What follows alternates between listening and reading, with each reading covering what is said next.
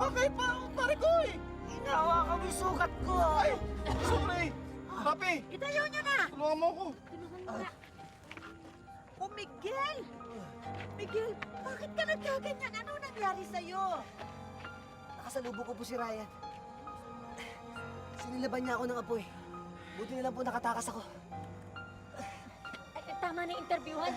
Gamutin na natin yan. Halika na! Dali, Dali, dali, dali! Oh, Daan! Miguel!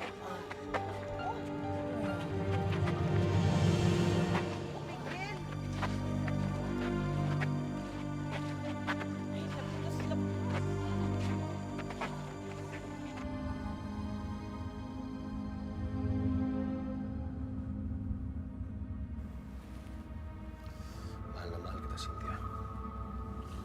Wala akong ibang minahal kundi ang sarili mo. Ayoko mawala ka sa akin. Alam mo na ang ko lahat para sa'yo. Hindi mo ako pag-aari. Nilinlang mo ko. Hindi. Akin ka. Akin ka lang. Bubuo tayo ng kaharian. Maging ating tong mundong to. Tayong dalawa. Pangako ko sa'yo yan. Hindi ako interesado sa kahariang paulit-ulit mong sinasabi. Ayoko maniwala sa kasinungalingan mo. Hindi ko naman tinatanong interesado ka eh. Yun ang pangakong ibibigay ko sa'yo.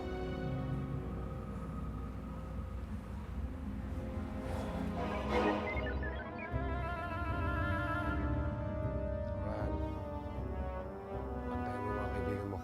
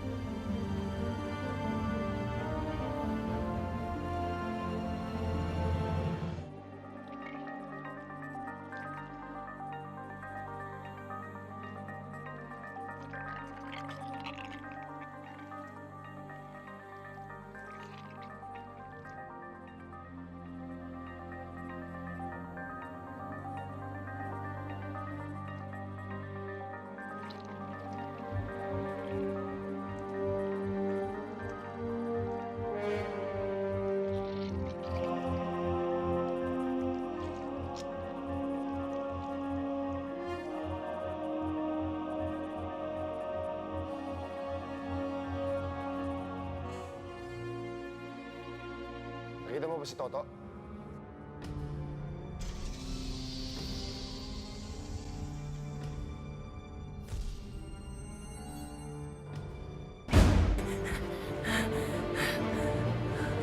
Saan pupunta?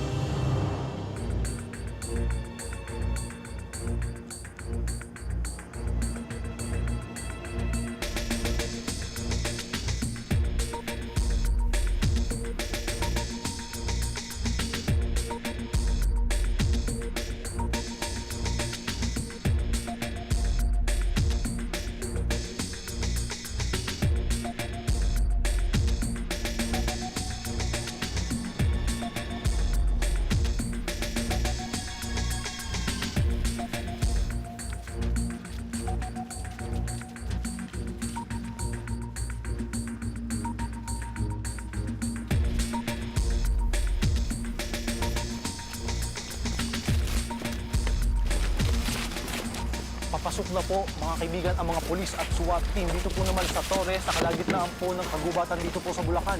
Ayon po sa nakalap naming report, isang Cynthia Ebilon ang tumawag sa mga polis at siyang nag-report na dito po mismo sa lugar na ito, lumanding ang spaceship na siyang sinasabing dumukot po naman sa mag-asawang Jared at Cynthia Ebilon.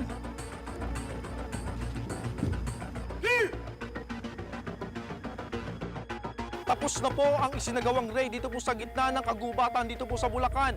Subalit ayon po sa leader ng raiding team, wala umano silang nakita o nahanap man lang na siyang bakas na magsasabing lumanding nga ang spaceship.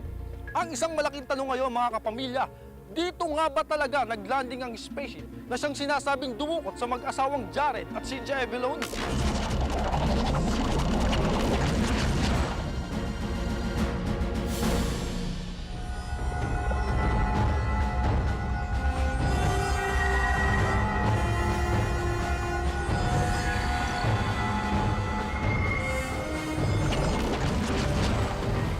Oh, wait! It's me!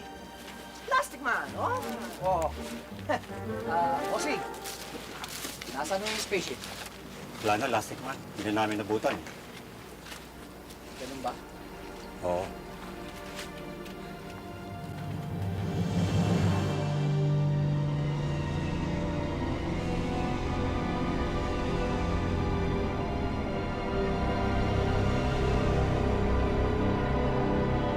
Natuwa ko.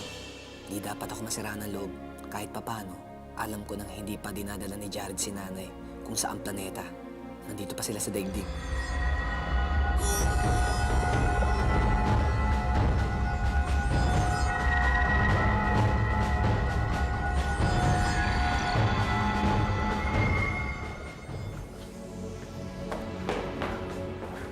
Huwag mo na ulitin yan, ha? Huwag ka lang malilingat ulit. Alam mo yung pagkakamali mo? Pulis ang tinawagan mo. Hindi yung anak mong si Miguel. Hindi si Lastic Man.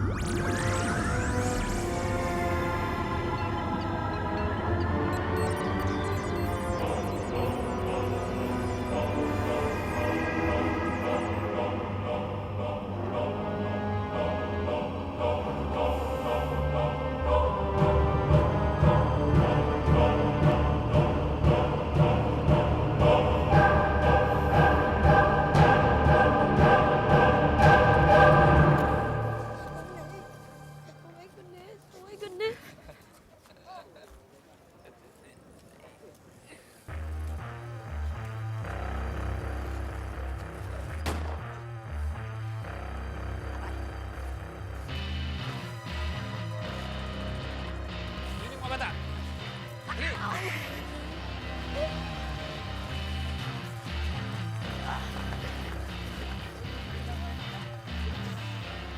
Hoy! Asan na?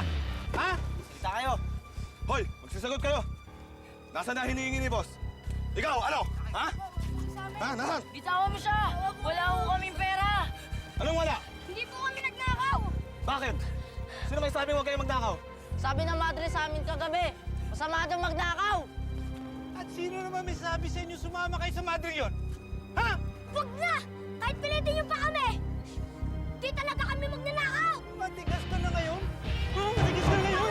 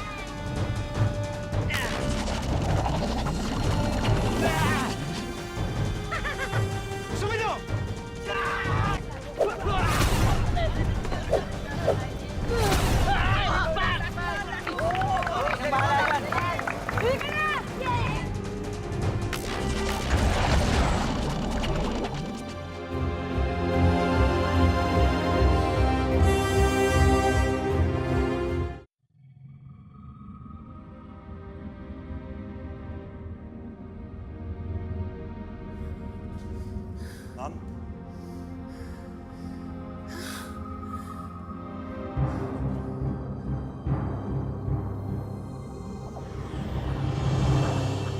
Boss!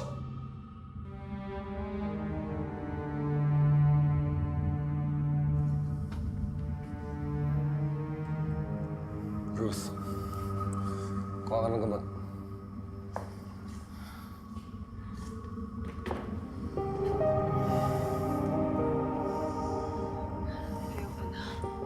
Ayoko na, Jared. Ruth, kailangan mo to. Gusto mo? Ayoko na. Ayoko nang maging Cynthia. Dahil si Cynthia ang simbolo ng pagpapauto mo sa akin. Ruth, alam mo delikado. Paano pag nahanap tayo ng aman na ba ko? Wala na akong pakialam. Wala na akong pakialam. Hindi na bale. Ruth, please. Please.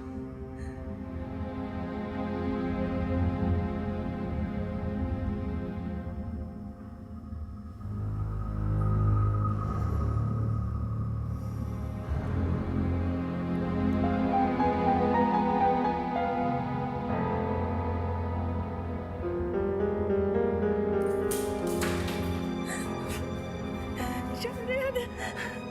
Wag! Please, ayoko na. Ayoko na. Kuha ka ng bago. Wag! Wag! Jared, tama na, wag!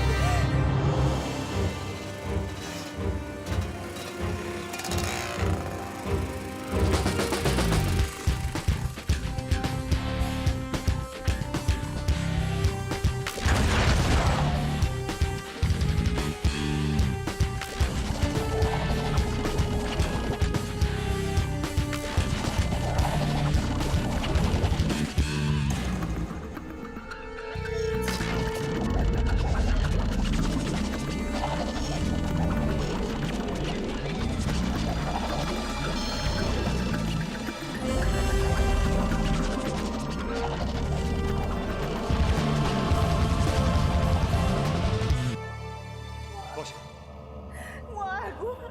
Jared! Hawakan mo siya. Wag! Ayoko na! Ayoko na! Ayoko na! Wag! Wag! Wag!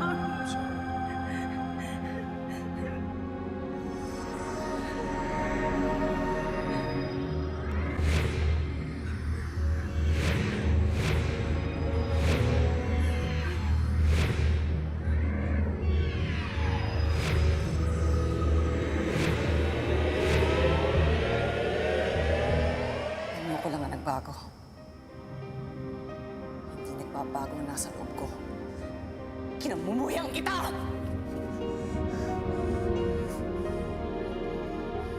Boss, paano itong mga to? Mamaya pa matatapos yung mga yan.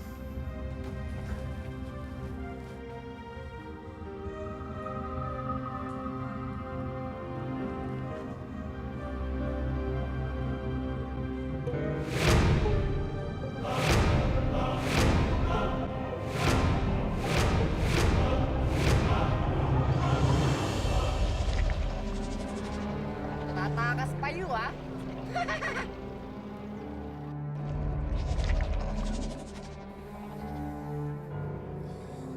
Kinasusuklaman niya ako. Ginagawa ko naman lahat para mapalagaya siya. Ba't hindi niya makuha sa puso niya na mahalin ako?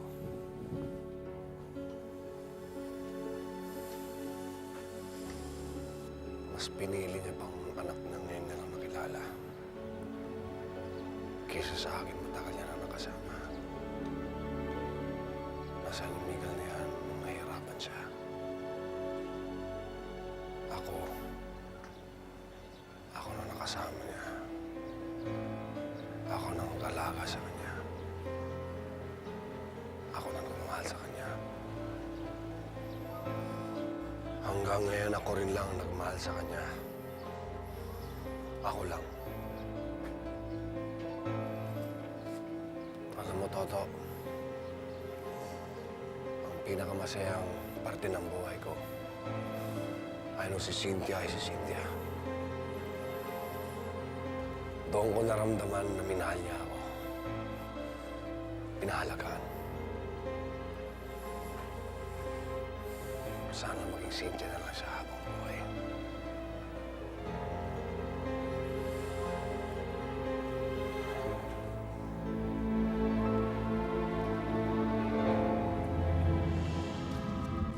Ang lalaki ng mga katawan ninyo. Pwede nyo kang buhatin itong mga barkong to eh. Tapos, pinapatulan nyo yung mga bata. Plastic man! Pagbadyo! Plastic man! Pagkutyo! Plastic man! Miguel, ano po?